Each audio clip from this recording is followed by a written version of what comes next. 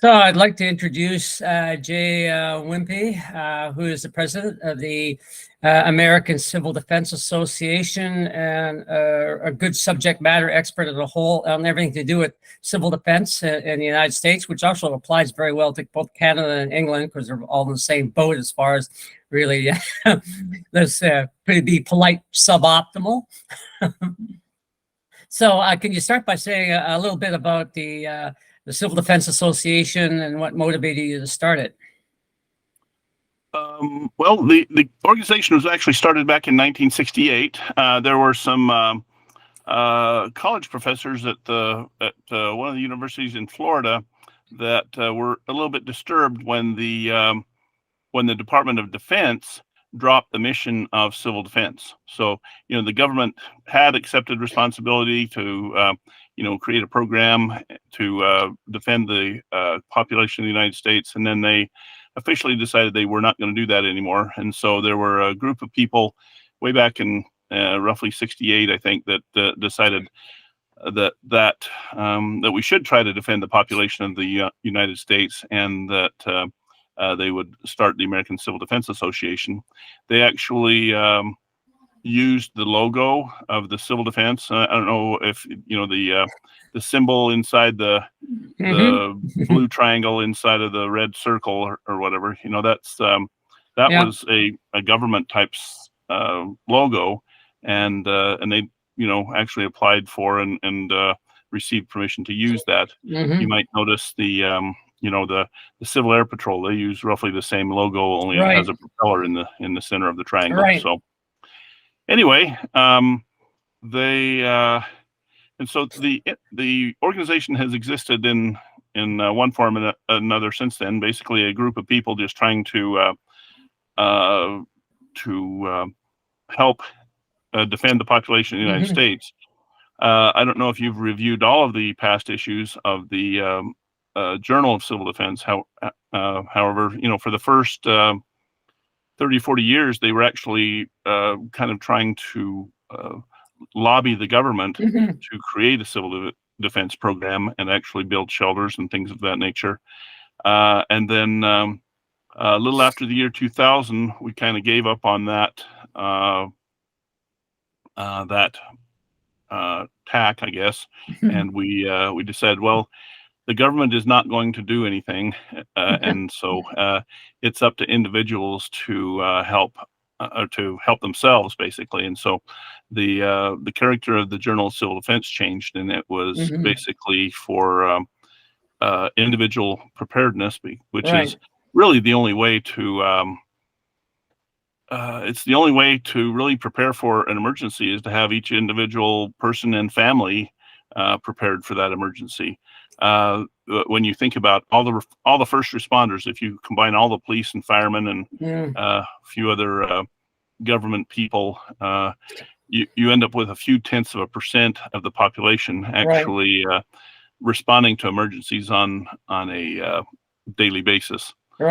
However, in a real emergency, those few people cannot serve the other the rest of the population. It's just basically they don't have the numbers, they don't have the resources, and therefore they can't do it. And so it's up to each individual to take care of themselves and make their own plan. I think sometimes government does a disservice when they say, make your 72-hour kit, and if you can hang on for a few days, we'll be there to rescue you. Even in a major emergency.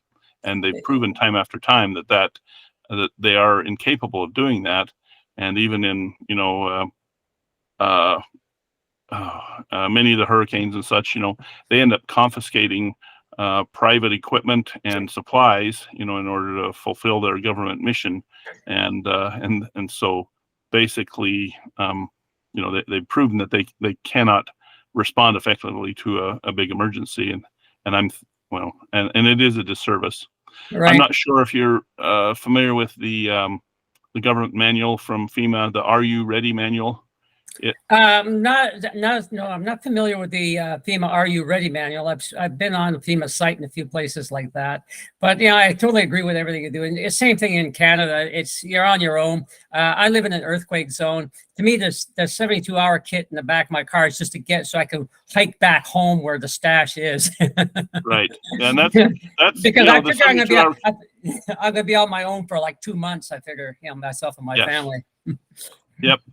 And it's good to plan for longer than that. So just plan on getting by on your own, for a period of months to years, and you won't be disappointed.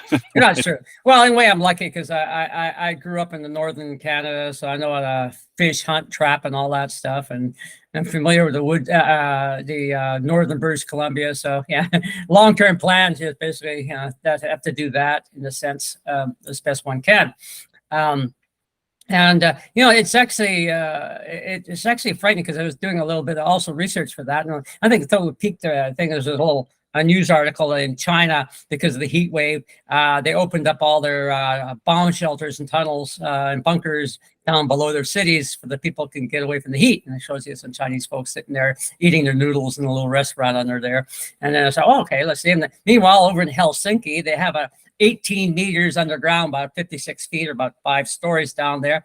They have a whole city that can hold the entire population of Helsinki, plus another 250,000 people that are be visiting the city at any given time. And with swimming pools, ice rinks, the whole deal. And saying, whoa, I mean, some people are taking it seriously. Kind of wish you were Finn, sort of thing, et cetera, et cetera. So why do you think essentially the governments of Canada, United States, and England, because it's the same thing. I'm sure you've seen the movie Threats and see how, and the movie with the war game, and just saw pathetic. Oh yeah, and just I find we were talking about the overwhelming of of the first responder. I mean, the hospital scene in Threads is just gut wrenching. If you've ever seen it. But why have we sort of abandoned our population and thrown them under the nuclear bus, so to speak?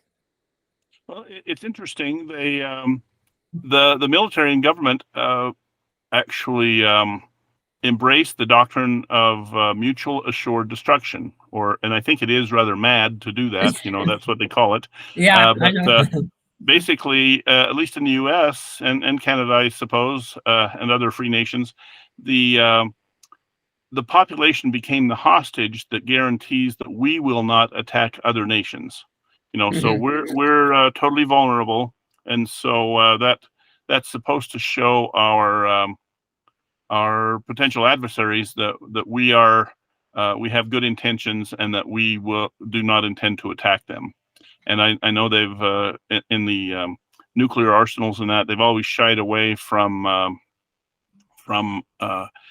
first, or what do they call it, the first attack, or initial attack type weapon systems, and they've tried to use more of the survivable weapon systems, and so that they could basically mount a retaliatory strike. But first strike weapons fell out of favor. Again, we were trying to assure our potential adversaries that we don't intend to threaten them,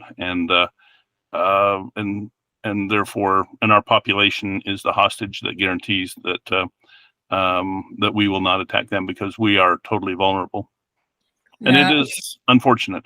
It is, because if you look at although we still have, I think the United States still has 400 odd Minuteman missile with, each of them with like 3+ MIRV warheads on them. So we still have that sort of sitting in the Midwest somewhere. But, the Russians and Chinese, however, maybe they can't protect their entire population, but they can protect a significant number. I know the Russians are refurbishing their old bunkers. And I'm thinking the whole fight for the Azov steel plant in Ukraine showed that basically under each of these big factory complexes in the old Soviet Union, there's a total network of tunnels and bunkers and stuff like that. And same thing with Odessa and places like that. So I guess the other side hasn't sort of paid much attention to that.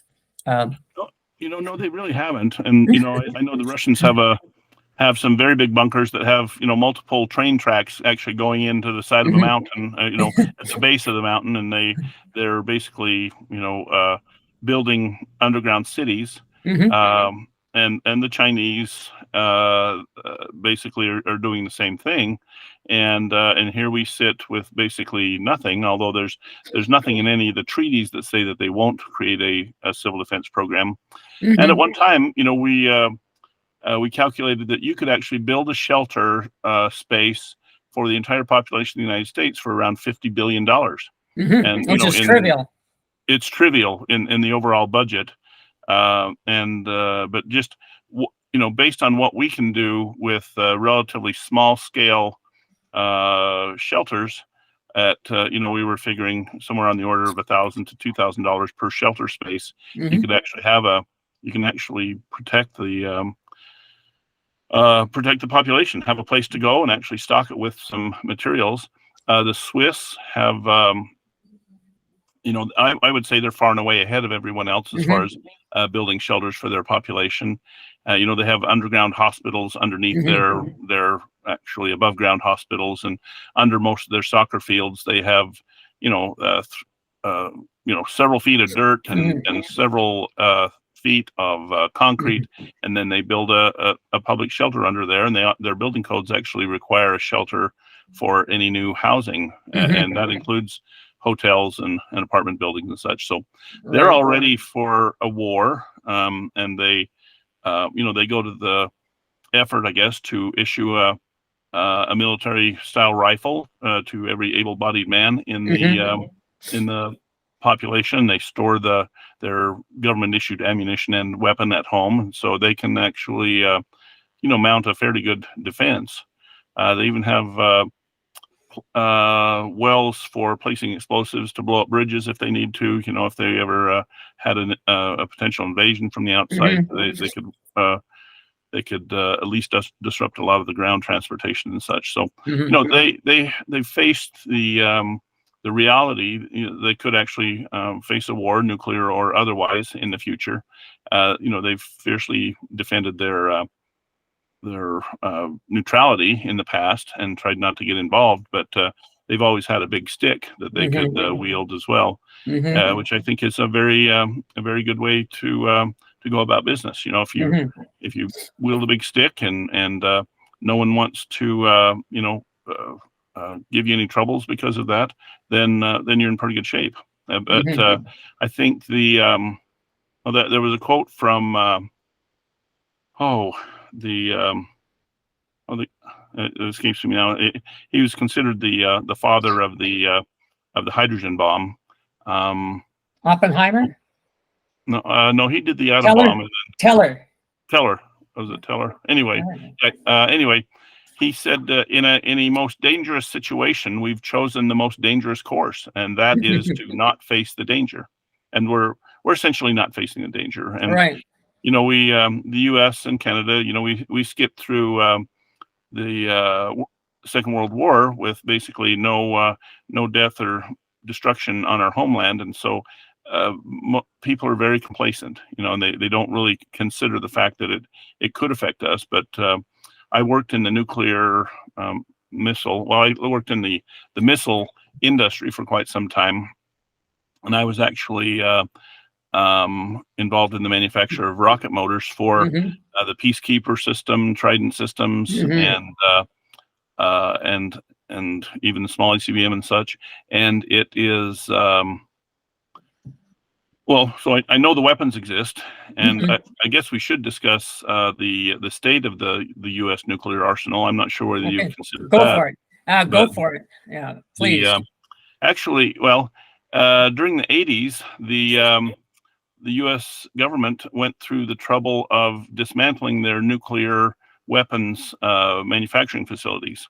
They did have some environmental issues, and so they went through the process of shutting down those facilities and cleaning them up.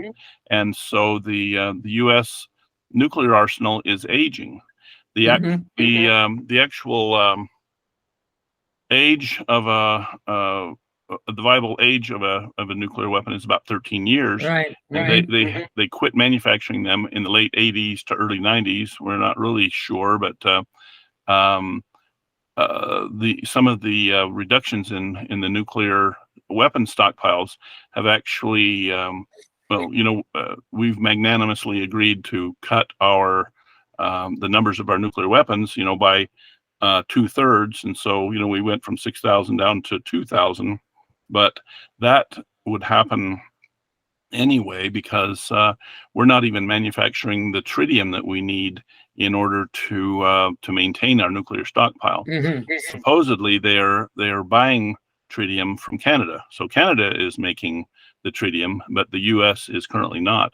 And then the plutonium pits in the middle of those nuclear weapons, that is basically the trigger for the hydrogen bomb, is they are aging as well, and as they age, they emit hydrogen and helium and such, and so those pits can crack. And if the pits crack, then the weapons don't really work all that much. We've also stopped testing our nuclear weapons, which we used to do on a regular basis, and the head of the Department of Energy is supposed to certify every year that our nuclear weapons will work, and they quit doing that over a decade ago. And so, right now we don't have a real good indication that all of our weapons are going to work properly. And I think under Trump, I know they were trying to rekindle some of that manufacturing, at least at some of the national labs. Yeah. However, I suspect with the current administration, I'll bet most of that has been shut down. And so we are currently not making nuclear weapons, and we are currently incapable of making them. And so that's a real concern in my book. If as all our adversaries have to do is wait another decade, or even, as of right now, our nuclear weapons are probably rather unreliable, and we're having less and less of them every day. If we're decommissioning some of the weapons, trying to mine the tritium out of them in order to make some other weapons that will work, but nobody's replacing the plutonium pits in those weapons, then you just don't know if they're going to work, which is really bad. Actually, it's a great irony of this is that there's a lot of people say went in this myth, the Russian nukes aren't going to work because not maintained, So I did a series of videos called "Are You Feeling Lucky?" because you're betting your life that the Russian nukes won't work. And I've actually written an article which I submitted to these to your journal, Civil Defense, and hopefully it'll get printed. And basically, I point out the fact that the U.S. arsenal is aging. Most of the Russian arsenal now has been modernized. I think over 80% of it's new stuff. And some pretty sophisticated stuff. Meanwhile, the Chinese are modernizing theirs, and they're going to be quadrupling their nuclear arsenal. So, but back to the Russian stuff, the Russians stuff will work. And also the other myth is, we'll be able to shoot it down.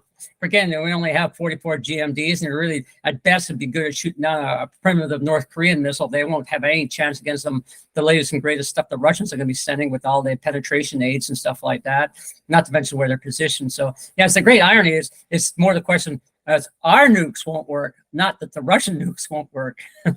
Right. Yeah, it's they've proven that they can make a nuclear weapon that works, and it's once you have certain technology, it's not that hard to do, and so the technology exists, and the delivery systems exist, and so you can almost bet that they will have an effective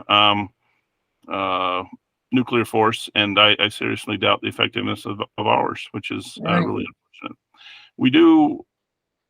I work with. I still have people in the missile industry, I guess, and so right now they're actually working on designing another missile that will go in the Minuteman silos. It's a modernized missile. The original Minuteman system was basically manufactured back in the 60s, and they've been working with taking the propellant out, refurbishing the cases, and putting the same propellant back in. But there are much more modern type of technologies that can be used. Fiber cases that are a lot lighter and stronger and more reliable. Single single nozzles rather than the old gimbaled nozzles that the Minuteman uses. Mm-hmm. So anyway, we've been working to maintain our delivery systems, but the nukes that go on those are not being updated, which is really unfortunate, and I think it puts us in a bad position. Right.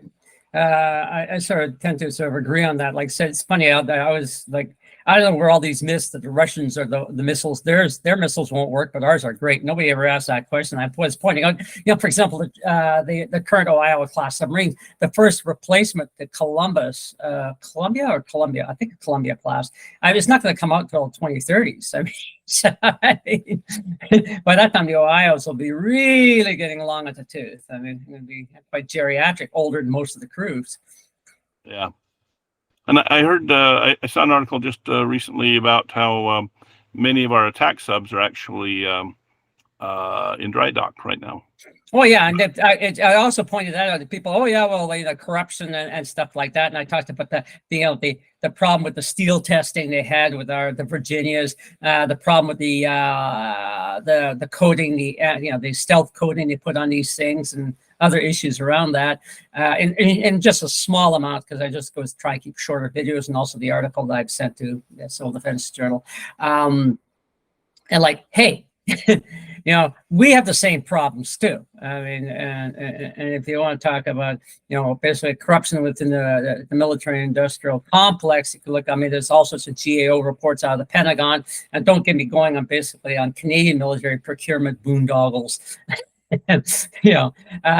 We pay more to create a blueprint for a Arctic patrol ship than we could have bought the Arctic patrol ship off of the Norwegians. So I mean, there it is. Yeah. It is. It's all it's a corrupt system, and they I'm concerned about the jet fighters that they have right now. There's all these requirements that the political class puts on the system, and they're not necessarily building the best fighters, and you get really concerned when political decisions start driving the Defense Department, which should just be looking for defense, but now they're involved in environmental and all these other social issues. So right. So they're definitely being distracted. Well, yeah. For example, we just bought Canada to replace our old F-18s with the F-35s, 88 of those. But if you've given our need to patrol the Arctic, we would have been far better off with the Super Hornet. Because it has two engines, so if one cuts out, you're not going to end up the pilot being stranded in the Arctic tundra and freeze to death. And you also have more range, fuel tanks, because the fuels are few and far between. Logic said we should have bought Super Hornets, not F-35s, but there it is. But anyways, beyond that, let's get back on topic of nuclear stuff and civil defense. So given the sad state of civil defense, what would your advice be to people out there as what they can do?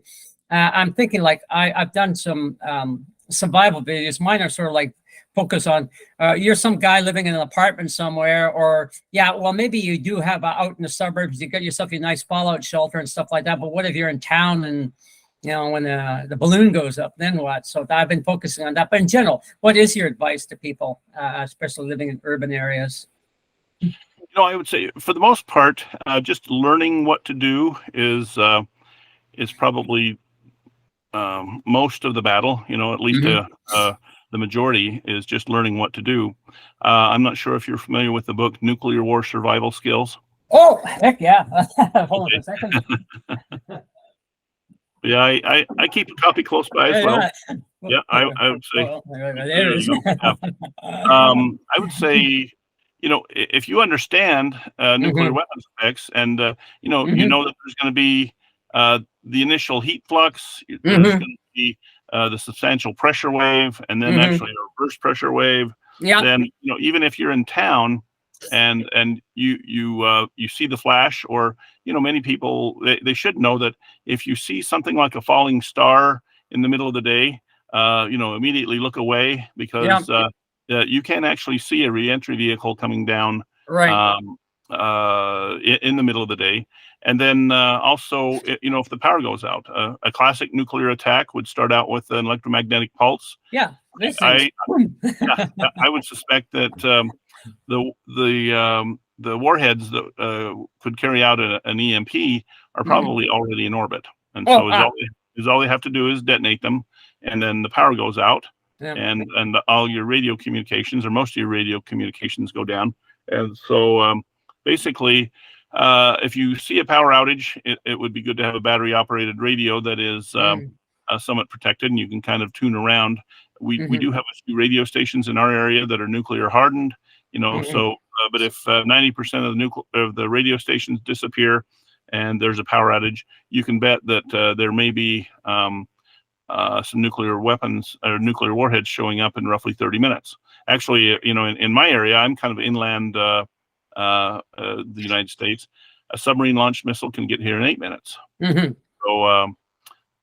you do have a few minutes, and if you're in town, you can look for parking structures. And if you have your 72-hour kit in the back in your trunk, find an underground parking structure.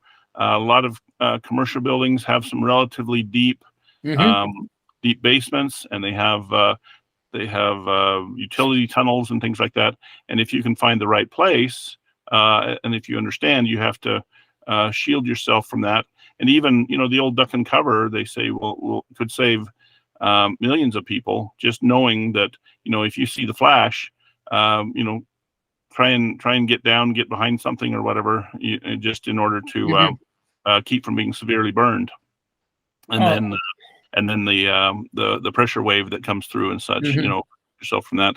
And then usually after the initial heat flux and the pressure and the heavy winds and such, after that, it usually takes it would take at least many minutes, maybe 15, 20, 30 minutes for fallout to start collecting. But if you see dust collecting on the ground, then that's probably nuclear fallout, and you need to take care of that, or you need to get in an area where you're somewhat shielded. And again, basements and utility tunnels and things like that, even in an urban area. What was I going to say? You just have to know, I guess, and it's radiation detection equipment isn't really all that expensive, comparatively. So you could even carry some of that around. In fact, I don't know if you've seen the ads for nuke alerts. They actually have a little instrument that you can put on your keychain that will actually start clicking if you're receiving radiation. Or I have a pen-sized unit, that dosimeter, that basically does both cumulative as well as in the moment sort of stuff. That's right. Like about that big. I have in my kit. Yeah. Yep. So if you know that, then you have to just find some shielding, and that you're going to have to stay there for at least probably a few weeks. But you can probably survive if you have a few essentials with you already. Right, the 7-10 rule. Yeah. Yeah. So and people need to understand that the movies that they put out in for popular consumption about nuclear war tend to make people hopeless. And I talk to many people that say, "Oh, if it happens, I'm just gonna go out on the front lawn and with my beer and vodka and wait for the end to happen." And I keep telling them, that dying of severe burns from the actual heat from a nuclear weapon, or even dying from radiation sicknesses, is not a it's not a good thing to no to go through. So you might as well try and protect you, and then the other aspect is your family. Especially younger children. I've raised all my children, however, tried to teach them the best I can, but now I'm kind of concerned about my grandchildren. I have grandchildren that range from 1 to 20 years old, and so I'm concerned about making sure helping them survive and teaching them what needs to be done. So that's so it can be done. And then in your stash at home, you after the initial blast or heat flux and blast, you may have a few minutes to get to your home, and it's not bad to have a shelter there. I'm not sure if you've looked on our blog, but I built a root cellar, basically, out of timbers, and the cost was roughly $5,000, but it's an Yeah. 8x20 shelter that would survive a fairly significant overpressure, and then it would also provide reasonable fallout protection. And it's something that serves a useful purpose right now. Even though it reached 100 degrees outside yesterday, my current cellar is down in the low 60s, and I'm doing quite well. It's a nice place for foodstuffs mainly, and so it serves a purpose, and it doesn't really take that much space, and really didn't take that much effort or money to make. So it's something you should do. The Nuclear War Survival Skills book has an interesting article about building a fallout shelter that would also serve as a pretty good blast shelter, where they took a couple of college-age women that and they gave them 24 hours, and they basically you dig a trench, you put your timbers over the top of the trench, and and then you put that dirt back on top of the timbers, and that is your that's your fallout shelter that would actually be effective in a nuclear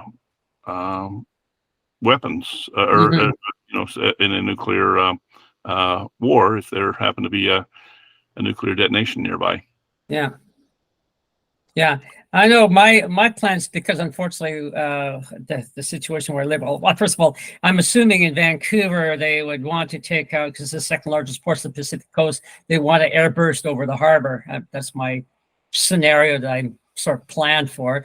Now, if it happens during the summer, there'll be a big fire because this place gets really dry. But in the winter, we're going to be okay that way. But I'm in the 5 psi zone. I know that basically after using the nuke map thing to simulate that thing. So I get my plans more like I'm up. If I run, I can get to this 4-story deep parkade. That's basically my plan, because it really is not practical for me to try and build a decent shelter here, because everything will be blown away, so to speak. And I don't have the place in the back. There's no real land I have to drop something down. Right. Okay. But I have a few acres of land, and I also have some land in a remote site, I guess, and have shelters on both of those. So whatever happens, I try to plan for any eventuality, and so that's what we do. Well, yeah, I mean, if basically say NATO and the Russian Federation start fighting itself, that actually now the two armies are fighting themselves. My plan is to get out of Dodge, head up to the northern British Columbia. There are a lot of places, a lot of abandoned mines out there and stuff like that, and bring all the preps and stuff like that, hunker down for a few months. I mean, because that's because the thing. If you get to me, things like like you talked about. I mean, what do you see if someone was going to be being aware of things happening out there? What to you are the signs that that chances are very high that we're going to have a nuclear war imminently? What would you see are the signs? I would say active conflict, but I certainly don't think it'll be announced. But I think, I almost think it's an inevitability. But I would say you almost have to be ready all the time, because if you listen to Sun Tzu, and the art of war is deception, and so they will try to deceive and maybe make things seem kind of quiet, or maybe it does, an escalating conflict. The use of a nuke in the European theater, say in Ukraine, a tactical nuke, that would tend to that'll be a real good sign, I guess. An escalating thing there, and then you could see, perhaps our government, the U.S. government, getting real anxious and actually planning or actually perpetrating a nuclear attack on Russian military sites, and then they'll just retaliate and do our military sites. And I guess it's good to kind of just look around. I think population centers may be targeted, depending on how how dastardly they want to be, but I would plan for large concentrations and maybe northern British Columbia. They there's not a lot of population up there, so I think you're probably safe. In my situation, I have roughly 30 miles to the south. I have an airport that has refueling tankers on it, and so we have strategic bombers at Hill Air Force Base, which is only about 10 miles away. And then more recently, they have lengthened and strengthened some of the runways at some relatively small municipal airports. But since we are, pretty close to Salt Lake International Airport, they have decided to build some alternates or develop some alternates for Salt Lake International in case something ever happened there, and they needed to divert some traffic. And so I have a little runway just 10 miles north of me in Brigham City that could actually land a full-size commercial jet airliner. So those become targets, and so so you just have to say, okay, how many, where are the potential strategic targets, and how do I survive that? And my answer was having a shelter in my backyard, and if you're in an apartment, don't have access to the land and such, then that's when you look at nearby commercial buildings and which is what I've done. Yeah, find a way. Some of our older schools were actually had some underground tunnels and things like that. The new schools don't tend to do that very much. It seems like but some of them are relatively substantial structures, and even a large structure or tall structure, if you get in the center of that structure, keeps the fallout further away from you, which is helpful. And then a tall structure being in the center floors is useful. And going through those that first chapter basically of nuclear war survival skills, it shows you how you can potentially build an expedient shelter, maybe even in your apartment. Just stack, if you have food storage, you stack it around you, and whatever has mass, just stack it around you, and how much ever you can, and do the best you can. So and it may work. Yeah. I know one of the things I've done a whole series of videos about what do you do if you're just caught up with no warning, because even if you do have a bunker, you're not always going to be in your bunker. And again, it could be a surprise attack and whatnot. Like one thing I do, for example, I did a video about being aware whenever you travel, where if all of a sudden you lost cell connection, your car died, power went out, or you got the alert coming through, whatever, where would you go? I'm always keeping an eye out for where structures as I'm driving by or walking by, where I would go. That situational awareness. I also did the one about just finished the video not too long ago. If your car and cell phone die, the nukes will fly. As the catchy title, and essentially saying that you may not have the alert coming through on your cell phone, but if your cell phone is dead and your car is dead, then you're likely there's been a nuclear EMP. If it's just a power grid and maybe a solar EMP, but don't take chances. Just find some cover, hunker down for a while, and if you don't hear any big bang, then you can come out maybe after 4 or 5 hours. Then nothing's going to happen, sort of thing. But yeah, it's all about situational awareness, preparedness, and skills, because you may not have your preps handy and stuff like that, but you always have this handy. Yeah. And and you just have to be thinking about it. There's been articles in the Journal of Civil Defense about psychological preparedness, and actually going through some of these scenarios in advance is greatly helpful. Just saying, okay, if there's a flash, and then a mushroom cloud, and that would indicate that you're that there's definitely something afoot. Even culverts that go under roads, and freeway overpasses and things of that nature. There are structures associated with highway systems that would provide a fair amount of protection. Basically, a culvert under the road, as long as it's passable, would act a lot like that trench shelter that we described a little bit earlier. Right. So Yeah. you just have to be thinking of it and think, okay, I just passed a good sized culvert. Looks like I could, a person could fit in there. So you just have to keep that in your mind as you go. Yeah, and shovel some dirt at both ends to keep radiation away from the line of sight towards you. Yeah. So then you're good to go. Oh yeah, Yeah. interesting that you mentioned this, because I remember, because I was 8 years old when the Cuban Missile Crisis happened, and I was living in North Bay, Ontario, which was prime grade A targets. I mean, we had the Air Force base up there, we had the Beaumark base over there, we had the Blue Hole down here. So I mean, this place would have been cremated. But I remember getting these brochures that would come there, and they showed that hiding in a culvert. I remember the old Canadian Emergency Management Organization produced these brochures too. So I mean, a lot of those old brochures had decent advice, Yeah, and they were relatively serious about it back then, and now, and it's unfortunate that that the population is as ignorant as they are, and I know,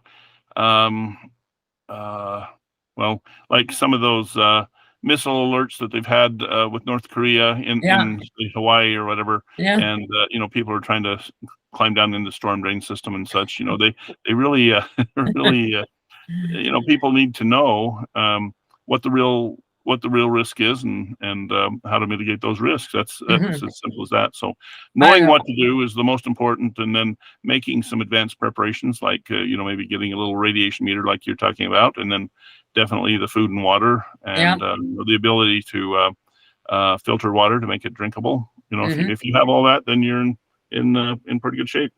Right. And that's what I try and do in my channel. I try and keep it, cheap, easy preparations, stuff people could do, as well as talk about the risks, any warning signs coming along. I mean, I'm trying to do that in my own little way. I've just started doing it. We need to have that awareness. It's interesting in a way, where I am, people are aware of how to deal with an earthquake, because they have the earthquake drills because on the West Coast, right along the fault line.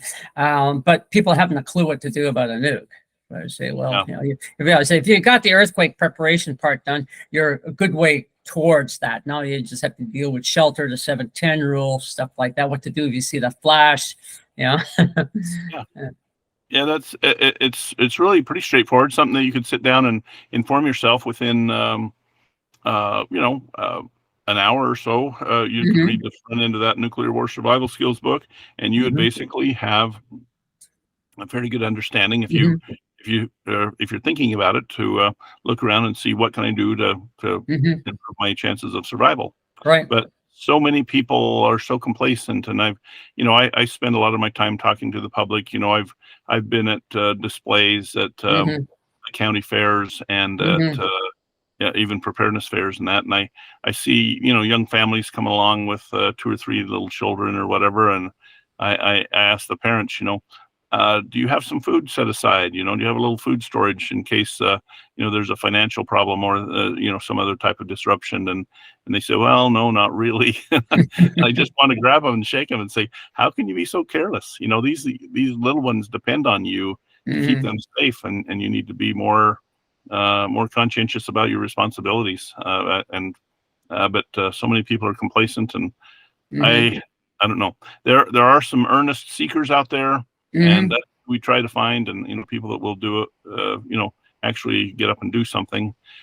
And it is it is actually pretty easy to get prepared once you just decide you're going to do it. Devote a little bit of time and a little bit of resources to it, and you can go a long way in a relatively short period of time.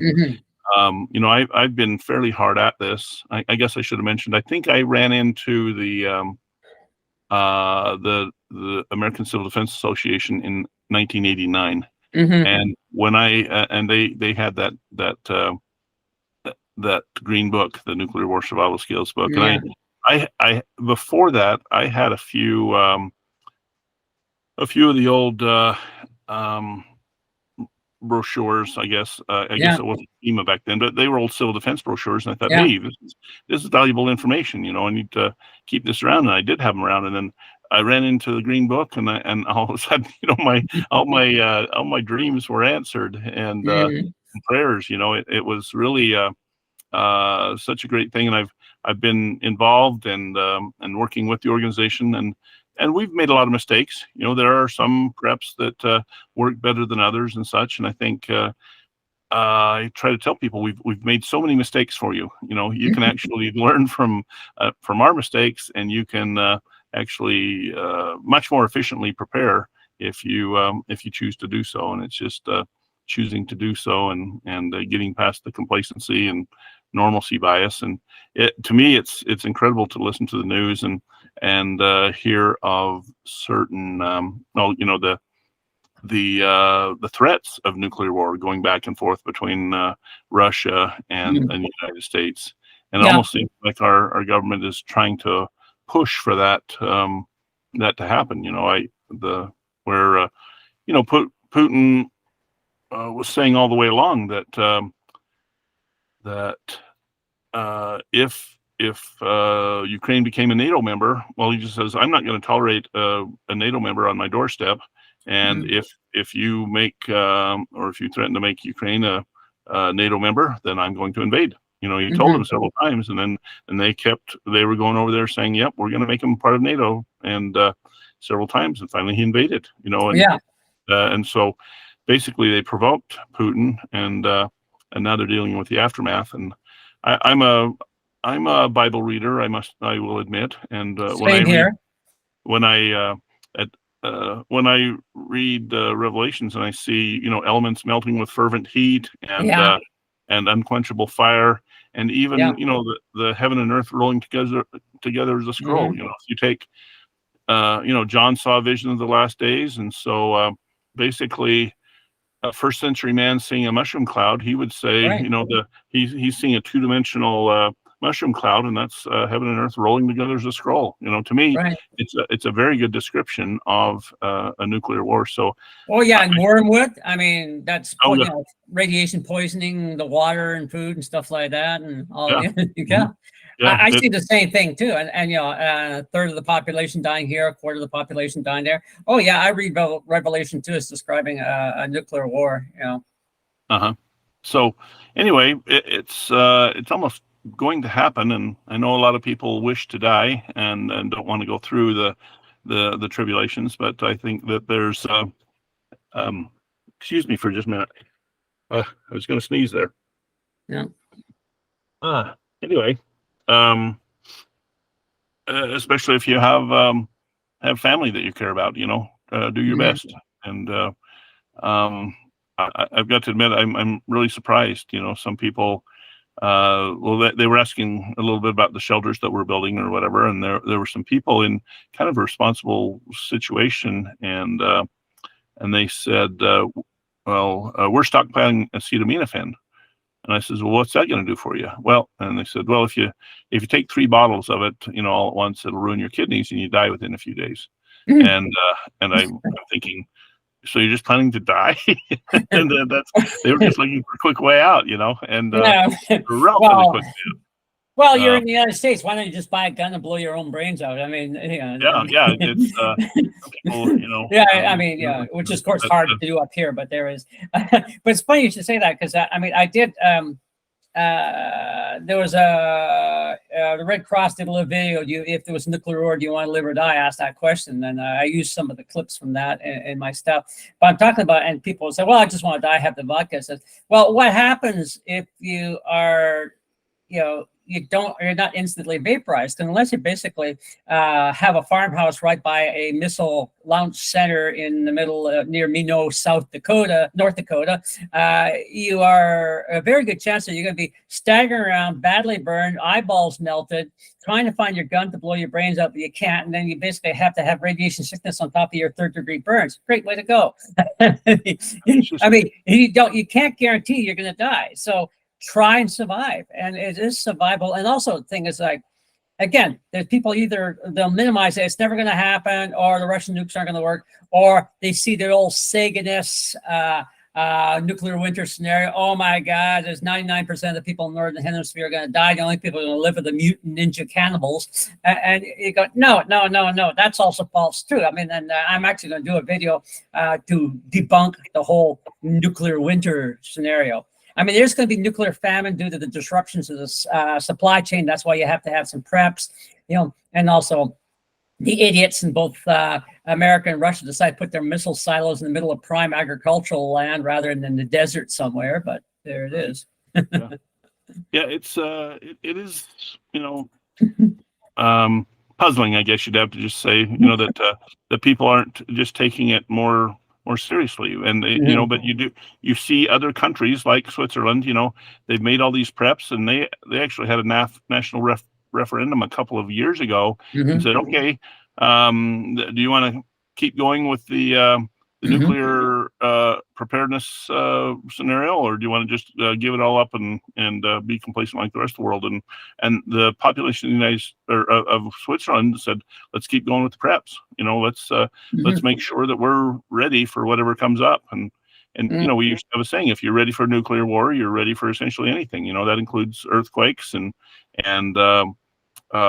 coronal mass ejections from the sun. The power goes out for a long time. If you read a few books like 1 Second After, it's I imagine you're familiar with that, or I am. Yeah, I've read that book. Yeah, I recommend that to people, and some people will actually read it, and they will actually learn the lesson that a few little preps up front can make a big difference. And it doesn't take much for this civilization to descend into chaos. You remove the electoral power, and all of a sudden a very good portion of the population will die over a relatively short period of time. Well, yeah, I mean, you look at we've, especially the urban areas, we far exceed the carrying capacity of the land. First of all, we paved over a lot of the agricultural land that we can grow stuff on. Well, to take Greater Vancouver, where I'm at, there's 2.5 million people around here, and basically, there's no way that the remaining agricultural land, without bringing, can support 2.5 million people. Just that. Right. I mean, you don't even have to go beyond that. I mean, yeah, we're lucky in the sense, well, unless we get nuked, we got all these grain elevators that'll buy us time, because all the grain that Canada ships out to the Far East goes into these big silos along the harbor. So we're probably a little better off than a lot of other cities, but still, of course, unless we get nuked, there it is. Yeah, it's kind of a hopeless situation, a lot like 1 second after. Basically you just turn off the power, and all of a sudden things become very, very difficult in a very short period of time, and so you just need to be prepared for that. But on the contrary, if everyone had a year's supply or so of food, of the basics, and there are places here in the northern Utah area, home storage centers, basically, is what they call them. You can actually go down there and buy food that is packaged and ready for long-term storage. Actually, there's places selling food on the internet. They're for a relatively modest cost, maybe somewhere on the order of $500 per person. You can buy enough food packaged for long-term storage for a person for a year. And if you imagine a scenario where the majority of the population has made those type of preparations, then all of a sudden many of these potential disasters are mitigated substantially. Where basically it's not a life and death situation. It's just a matter of getting through for a while and being inconvenienced somewhat, but not having your life threatened. Right. So it's just a matter of deciding to do it, and it's an individual decision. We've tried going the government route, and it is so interesting to me that the leadership will actually build shelters for themselves, and they do. They the Greenbrier, I guess, that's been exposed, but They have made preparations for the top end of the leadership, and I guess there's a lot of very wealthy people that are making preparations now that you read about. Yeah. But the day-to-day person, they're just not educated enough to realize that there are relatively simple, straightforward preparations that they can make that will make a substantial difference in the event of a nuclear war or any other potential disaster. I think if well, we're kind of on the edge of a financial collapse at this point. We've seen some fairly significant inflation, and as soon as the a financial collapse occurs, and people aren't sure that they're going to be able to get paid, or there's nowhere to pay the people to bring the food to the cities, that's when things get really, really serious. And so it doesn't even take a nuclear war or even a natural disaster to cause the problem, just a financial disaster. And there's a lot of very hungry people.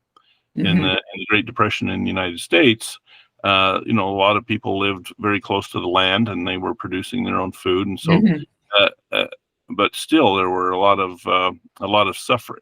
There was a lot of suffering associated with that. But now, where just a few percent of the population is involved in agriculture, and we are so dependent on this beautiful technological bubble that we've built, and it is working so well that people have become very complacent and reliant on it. But that bubble can pop at any time for a variety of reasons, and we can, most people would be placed in a life-threatening situation just because they have not made a few simple preparations up front. So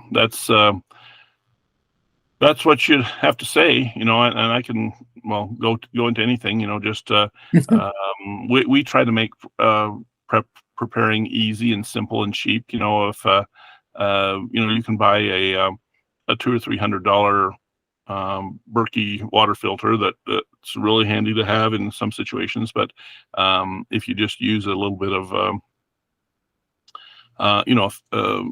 a bucket and maybe an industrial filter bag that costs about $10, and then a little bit of calcium hypochlorite that's used for chlorine shock in a swimming pool. Basically, you can disinfect, and you can basically get drinking water, usable drinking water, for years for an individual family, and that kit costs $50, and then the food costs $500, and so for relatively modest expenditures, you can go a long way to ensure your survival as well as those that you care about. And I agree, and that's why I try and do it in the little videos I do, and going to be continuing to do so, because first of all, not everybody's got lots of money. I mean, not everybody can go out and blow $100,000 on an Atlas shelter or something like that, or right. or buy a year's worth of Mountain House food. So I try do things on the cheap, and basically focusing on knowledge and things like that, because knowledge is free, really, with the internet and stuff like that. It's out there. You can get all that. You can even download the PDF of the original one of these things, and for free. So if you don't even have to spend the money on the book, right. And you just read a bit of it and commit the key points to memory, or maybe take notes down on pieces of paper or whatever, on your index cards. Have your little cheat sheet cards of, when I see the flash, do this sort of thing. It's that's the thing, is to make people understand. If they try and unpack the whole thing at once, they'll be overwhelmed, overpowered, and stuff like that. And I was like, do the one thing, buy an extra can of beans next time you're at the store, and just sort of slowly go from there, and build up from there.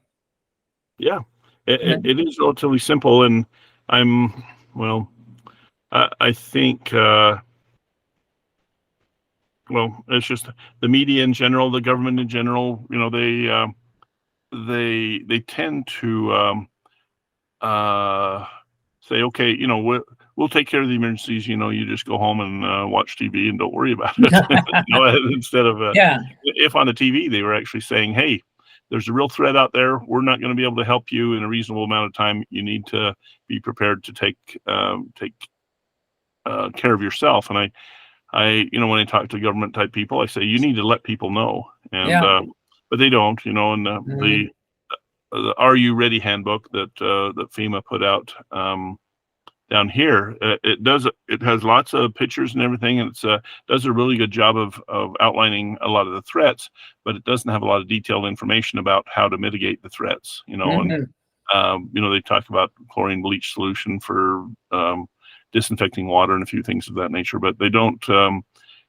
They certainly don't talk about the 710 rule, and they tell you, in a chemical spill, or if there's a chemical cloud, they say, go to an interior room that doesn't have a window, and use your duct tape and plastic and seal yourself in the room. But and then they say, wait for official word to as to when you can come out, and but they don't tell people that, hey, eventually the CO2 concentration in there is going to be intolerable, and you're going to have to come out sooner or later. And they could give people a formula, say, for so many cubic feet, you can have so many people for so many hours. And and I think people, they can handle information like that for the most part, if you hand it to them in a reasonably digestible fashion. And that's, and you may notice,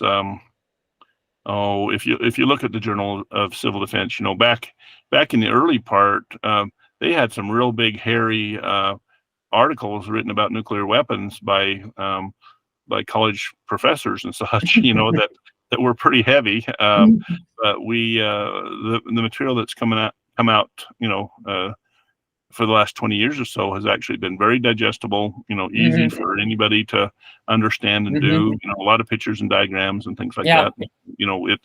It can be done, and it just takes a matter of making the decision to go ahead and do it. And I guess, a lot of what we do is informational, but we always try to provide a good dose of motivational type information. That basically you can do this, and it's worth doing, because it could have some really, really helpful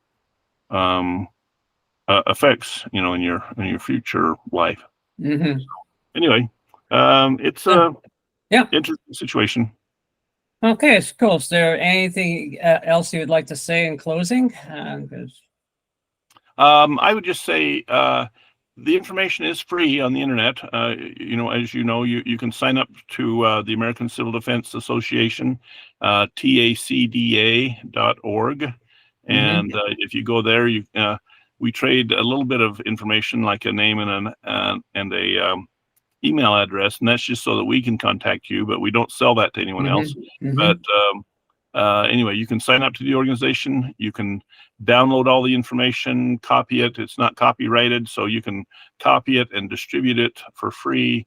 You can actually buy a paper copy of the Nuclear War Survival Skills Handbook, or the links are in there, or anybody can find it on the internet to download that for free. So the information is free, and we actually do have a person that answers the phone, and they can send this information out to anyone, and and we can actually have a one-on-one telephone conversation and help you get started with your own preparations. And all the information is there. Any good thing that we think of, we try to put in the journal. And it's, so if you look at all those back journals, it's a great